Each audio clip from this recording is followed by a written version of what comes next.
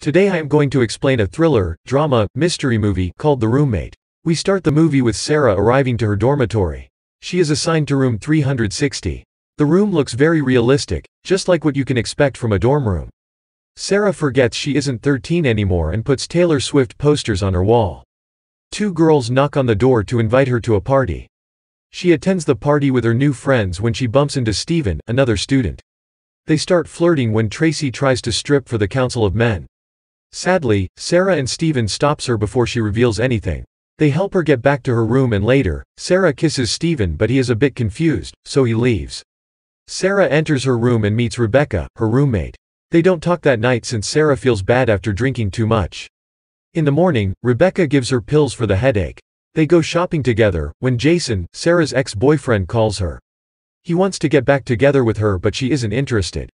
She then introduces Rebecca to her friends, but Rebecca acts weird and rigid. Sarah attends Professor Roberts' design class and asks him if she can get the class on. He refuses first, as he refused many other students as well, but he quickly changes his mind as he is blown away how amazing her style is. Sarah and Rebecca is stalking other people online when Tracy enters the room and invites them to a party. Rebecca declines the offer and puts her earphones in. Two guys sends them drinks and another guy steals Tracy from Sarah. She isn't feeling good after being left alone and decides to leave. She calls Rebecca to meet up in a cafe. Becca invites her to the city the next day. They go to a museum where Rebecca says weird things. We learn that Sarah's older sister died when she was 9. Rebecca tries on her late sister's necklace when she isn't home. Sarah finds a stray cat and brings her to the room. They play with the cat and decide to adopt it when Sarah notices the necklace. She asks her to take anything but the necklace, as that is the only thing left from her sister. The next day, Sarah is working in the cafe when Steven enters and shows her how barbers used to cut hair back in 1998. Then he invites her to a party and leaves. Tracy apologizes for leaving her alone the other night. Rebecca surprises Sarah with 2 tickets for her favorite artist's exhibit, so Sarah cancels her date with Steven and agrees to go with Rebecca instead. She gives Rebecca earrings to wear that night. Her ears aren't pierced, so she has to do it caveman style. During night, Tracy runs out of water and heads outside. Rebecca's fortune teller classes paid off as she was already waiting for her in the door. She gives an unbelievably scary look to Tracy and leaves. The next day, Tracy tells Sarah about what happened the previous night. She doesn't believe her and walks away, but Becca noticed Tracy talking to her. Sarah then meets up with her old friend, Irene, who is already a successful woman in the fashion industry. She then invites Steven to dinner. Tracy is taking a shower when Rebecca enters the bathroom and turns off the lights. She then overpowers Tracy, tears her navel piercing out and threatens her to not tell anyone or else she will have to kill her. Tracy screams but the sound isolation in the dormitory is so good that no one notices it. The next day, they talk about Rebecca when Steven tells her he thinks she might love her in a different way. Rebecca stalks them through a window and proceeds to follow Steven. She forgets she isn't Bugs Bunny and starts doing stalker stunts. Tracy moved to another dormitory and refuses to spend time with Sarah. Steven and Sarah are on a date when they decide to do the adult stuff at Steven's place. Rebecca gets frustrated as Sarah isn't home yet. Sarah's ex-boyfriend calls Sarah but she left her phone home, so Rebecca answers and pretends to be her. They also do adult stuff but in a more modern way. When Rebecca had enough, she tells Jason to delete her number and never call her again.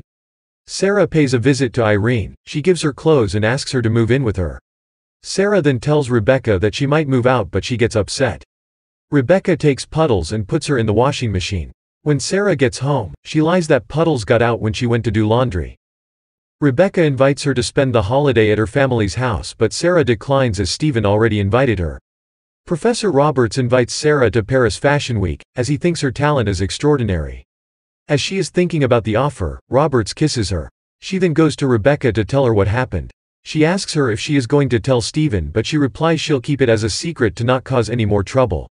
Rebecca goes to Roberts' office and teases him. He kisses her and falls for the trap. Rebecca pretends Roberts is hurting her and records it. She then takes away his privilege to have another child and leaves. The next day, Professor Jacobs take over the class. Steven and Sarah decide to stay for Thanksgiving. Rebecca starts beating herself and lies to Sarah that she got attacked on the street while looking for Puddles. She then begs for Sarah to not tell anyone, not even the police. Because of what happened, Sarah decides to spend Thanksgiving with her. Rebecca's parents greet them at the door but Rebecca gives them the cold shoulder. They are having dinner when Dad tells Sarah she never brought anyone home, so she must be special. Becca and her dad having a conversation about nothing important in the kitchen, when Sarah starts to listen. The next day, her mom asks Sarah if Becca is taking her medication or not, but Becca cuts the conversation short. They go to a cafe where they meet 3 other girls. The girls look shocked and uncomfortable seeing Becca there. Sarah recognizes one of them from Becca's drawings and asks her about it. Becca then stands up and introduces Sarah to Maria. Maria then delivers the sickest burn of the century. She tells her they were never friends. They go back to the dormitory, and when Becca leaves, Sarah starts digging for clues. She finds a bottle of antipsychotics when Steven teleports behind her and touches her instead of calling her name like every normal person would do.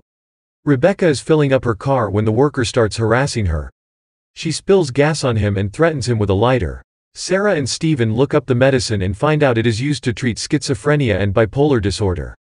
Irene is at a club and sees Rebecca dancing. They meet later in the restroom and compliment each other. They get to business real quick and leave to Irene's place. Sarah tries to visit her the next day, but she isn't answering. She heads home and asks Becca where she was all night.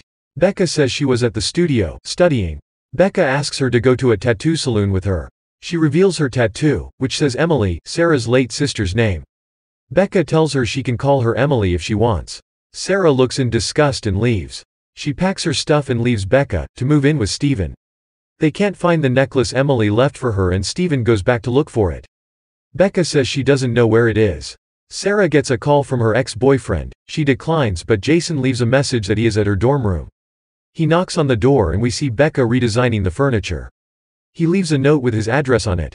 Becca paints her hair black, takes Sarah's clothes and necklace and heads to the hotel address Jason left there. She steals a key and enters his room. She undresses and lays next to Jason. He is so excited to see his ex-girlfriend after months that he isn't even opening his eyes or checks who she is. Becca gets on top and stabs him multiple times while telling him Sarah doesn't love him anymore. Sarah gets a text from Irene to meet up as soon as possible. Steven calls Sarah and she tells him to meet at Irene's place, as she is concerned for her. Sarah finds the door open when she gets there. She enters the bedroom where Irene is tied up. Becca greets her with a gun. She tells her how she managed to get rid of her teacher, ex-boyfriend, Tracy, and even Puddles, the kitten. Sarah tries to apologize for leaving her alone in the dorm. Becca accepts the apology and tells her she only needs one best friend, so she starts suffocating Irene with a plastic bag. Sarah tries to intervene, but Becca hits her with the gun. Sarah hits her when she tries to apologize and she drops the gun. They fight on the ground, but Sarah manages to lock her out. Becca finds the gun and shoots the lock. She is about to shoot Irene when Steven teleports again and grabs her from behind. Sarah falls out of the window and the curtain holds her only. Steven only uses one punch to knock her out, as he is a white knight. He tries to pull Sarah back, but in just 5 seconds, Becca regained consciousness, found an object and hit him from behind.